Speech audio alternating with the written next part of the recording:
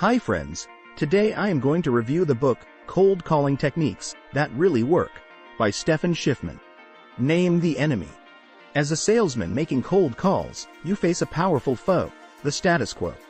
This is your true enemy, the attitude of most customers that they are perfectly happy with what they already have. It's not a surprise that most people think this way. If they didn't think that they were happy with their current products and services, they'd be calling you. To separate yourself from the sales pack, you'll have to sell to the 1/3 of your prospects who might buy from you if you can overcome their status quo. Real-world numbers. Here are some numbers for you to think about. 293, 149, 49, 83, 10. These numbers represent the work of a single salesman over a 10-week period. During that time, he made 293 telephone calls, spoke to 149 people, got 49 first appointments, made 83 sales visits to new and existing customers, and made 10 actual sales. These numbers are not profound. They simply reflect the fact that this particular salesperson was determined to make one sale a week. On average, the salesman made 8.3 sales calls and logged one sale per week. Sales is selling to somebody who wasn't interested prior to your call. This schedule sounds unglamorous, and it is. But it does reveal one of the essential truths of sales success. Your efforts must be constant and consistent, and you must avoid peaks and valleys. Prospecting and getting appointments are critical to this effort.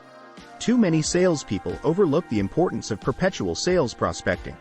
Remember the sales cycle, the time it takes to prospect, present, overcome objections, close a deal, and implement the product or service. Because of the time that this process consumes, there is always a considerable gap between the time that you start the sales cycle and the moment at which you get paid.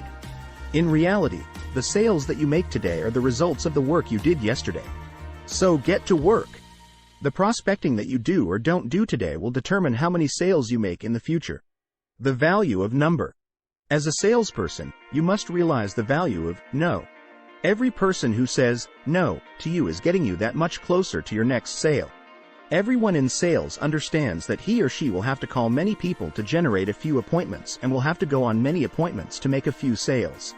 Over time, individual salespeople can pinpoint their own ratios of calls to appointments and appointments to sales. These ratios will remain basically the same as long as conditions in your market do not change dramatically. What does this mean? You know roughly how many people you must call in order to make the number of appointments that you'll need to generate your target number of sales. In other words, you know how many no's you need to reach a sale. From this perspective, every no is like a bit of gold. If you're not hearing no, then you're not making calls. 5 ways to double your income. By now, you're probably getting the idea that there are no shortcuts to sales success.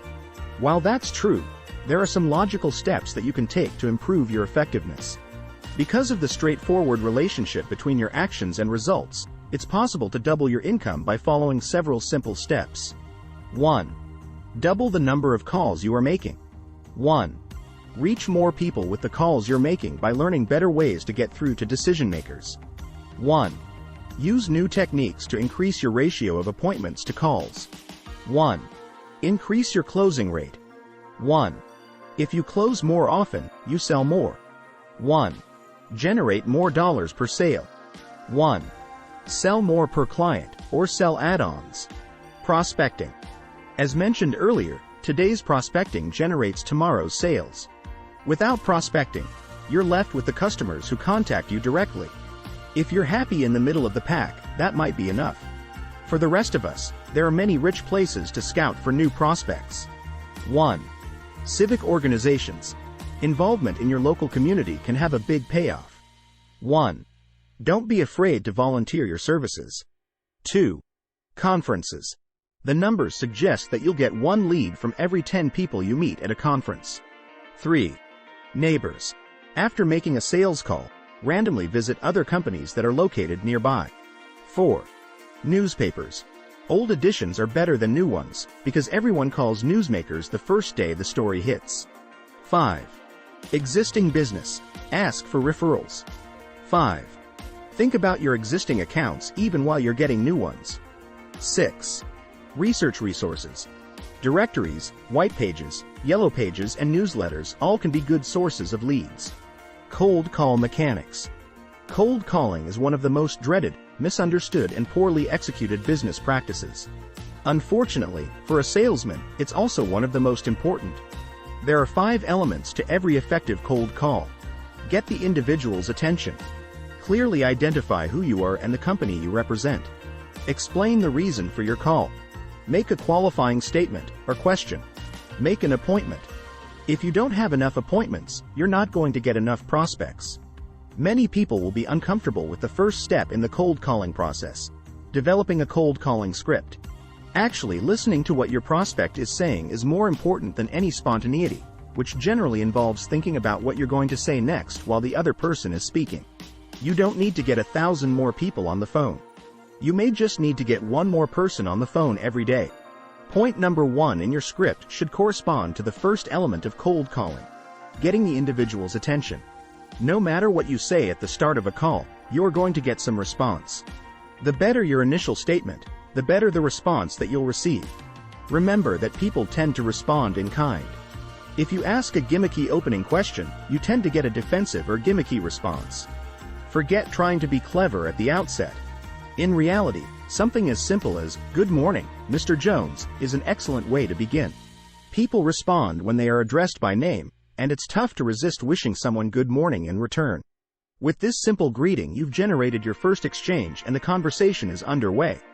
Allege uses the first question or negative response as a foothold to turn an extended phone prospecting conversation around. Of course, good morning isn't enough. You also need to identify yourself and your company. Accomplish this by giving a 1-sentence commercial about your company. We're the largest provider of supplemental health insurance in South Jersey. Now that your prospect knows who you are, the next step is to tell him or her why you're calling. The way that you go about this is critical, because the wording that you use will have a big effect on your prospect's response. Try this. "The reason I'm calling you today is to set an appointment." The strategy here is as simple as it can be. By asking for an appointment, you have some chance of getting one. Even if the prospect doesn't understand why you're calling, he or she might schedule an appointment to find out. Finally, it's time to set the appointment. The request must be direct, brief, and specific. "That's great, Mr. Smith, we should get together. How's Monday at 4 p.m. look for you?" This question focuses on when you'll be getting together, not why or if. 6 great telephone tips. Simple ideas and techniques can have a profound effect on your cold calling results. 1. Buy a small mirror and hang it where you can see yourself. 1. Smile as you talk and people will hear it. 2. Use a timer. 2. Don't let your calls stretch more than 2 to 3 minutes. 3. Block out your cold calling time from the rest of your schedule. 4. Practice. 4. Find someone to role play with. 4. It will take you about 3 hours of practice to feel comfortable. 5. Don't practice on your prospects. 6. Keep a record of your calls. 6. If you speak to 7 people, you'll set up 1 new appointment each day. 7. Be sure to track your numbers. 7. Record how many calls you made, how many of those calls resulted in conversations, how many of those conversations resulted in appointments, and, of course, how many appointments it takes to result in a sale. 8. This information can help you to diagnose any difficulties you encounter. 9. Use a tape recorder. 9. Check with the laws in your state to make sure it's legal. 9. But tape recording your conversation can help you learn and perfect your approach. 10. Stand up when you make your calls. Turning no into yes. Prospects often say no to your request for an appointment. Generally, they'll give one of 4 reasons why they will not meet with you. "I'm happy with my current product, service." Suggested response. "I'm glad to hear that. In fact, a lot of companies, including XYZ, told me the same thing before they had a chance to see how what we do complements what they're already doing. We should get together. How about next Tuesday at 2 p.m.? I'm not interested." Suggested response. "Others had that same response, Mr. Smith, before they had a chance to see what we do to benefit you." Provide your references and drop names. "I'm too busy." Suggested response. Don't ask when would be a better time to call. People may give you a specific time to call, but they're usually too busy to wait around to receive your call, and you'll end up leaving a message. Preferred response. "Mr. Smith, the only reason I was calling was to set an appointment. How does next Tuesday at 4 p.m. look for you? The other person doesn't want to have a conversation now, and neither do you. You just want the appointment. They will usually fall back on one of the other 3 reasons, and you will be prepared to reply accordingly. If you have to resort to this 3 times, however, don't try a 4th. Simply offer to call them back later. Send me some literature. The problem here is that mailed material isn't read 9 out of 10 times. It doesn't move the sales process forward, and it doesn't get you closer to an appointment. Suggested response: can't we just get together? How about next Friday at 1 p.m.? If that doesn't get the appointment, chances are that the prospect will fall back by saying, well, to tell you the truth, we're pretty happy with what we've got now. You already know how to respond to that one. Probably the best generic response you can use is, oh, well, that's okay. Why don't we get together anyway? The person who's subservient or submissive to the prospective client is not going to be perceived as professional. Experience has shown that the first response essentially tests your ability to respond appropriately. The second response is the one that is the real hurdle. Walk the ledge. The ledge is a simple concept. Use the first question or negative response that you receive as a foothold to turn a conversation around and get the appointment. If they say your company is too expensive, that becomes your ledge. Well, you know, other companies have told me that same thing before they had a chance to realize the value of our product and service. We really should get together. How about Tuesday at 1 p.m.? If they say that they really don't use your product, your response: really? Well, we should get together so I can share how our product will really complement what you're doing currently. In other words, every reason that they give for not doing business with you becomes a reason why the prospect should meet with you. You and I are professionals. We should be treated as such. What's more, we need to behave like professionals if we expect to be treated like professionals. Remember, your goal at each step of the sales process is simple: to get you to the next step. Don't let yourself get hung up on anything else. As you maneuver for the appointment, never forget, you are a sales professional, and you deserve to be treated like one. Promising to keep your presentation to 5 minutes in order to get a prospect to agree to meet is demeaning. Subservience is rarely perceived as professional. Take A ways.